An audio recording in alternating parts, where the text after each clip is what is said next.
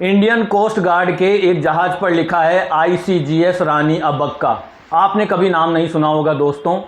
रानी अब्बक्का चोटा थी एक जैन रानी। हाँ भाई, जैन सिर्फ व्यापारी नहीं बल्कि भारत के इतिहास में सम्राट चंद्रगुप्त मौर्य जैसे महान राजा भी जैन थे। अब बात करते हैं रानी अब्बक्का चोटा की। कर्नाटक के समुद्री बंदरगाह पर 1581 में उल्लाल नाम का एक राज्य हुआ करता था। इन रानी की शादी हुई थी मंगलोर के राजा लक्ष्मणप्पा बांगरा से। शादी ज़्यादा दिन तक टिकी नहीं क्योंकि इनका पति विदेशियों यानी पुर्तगालियों के हाथों की कठपुतली बनना चाहता था।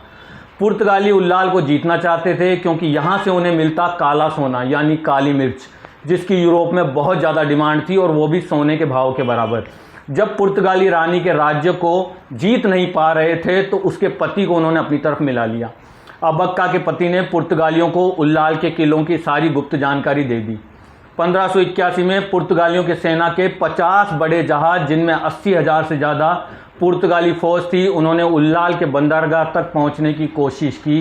क्योंकि इनके जहाज बड़े थे तो उथले पानी से बंदरगाह तक पहुंच नहीं पा रहे थे। बस रानी अब्बक्का चोटा जैन ने मौके का फ़ायदा उठाया। 500 छोटी नावों में उन्होंने अपने सैनिकों के साथ पुर्तगाली जहाज़ों का रुख किया। नावों में हज़ारों मण भर लिए सूखे नारियल की जटाएं और बहुत सारा तेल। बस फिर क्या था, उल्लाल की सेना ने तीरों के आगे जटाएं बांधकर तेल में भिगोकर पुर्तगाली जहाज़ों पर अग्नि बाणों की वर्षा कर दी। इतिहास बताता है कि अब्बक्का देवी और उनकी सेना ने भारी भरकम जहाज़ों और आधुनिक हथियारों से लैस पुर्तगाली जहाज़ों को समुद्र के बीच में ही जलाकर डुबो दिया और उनको तरीके से निपटा भी दिया।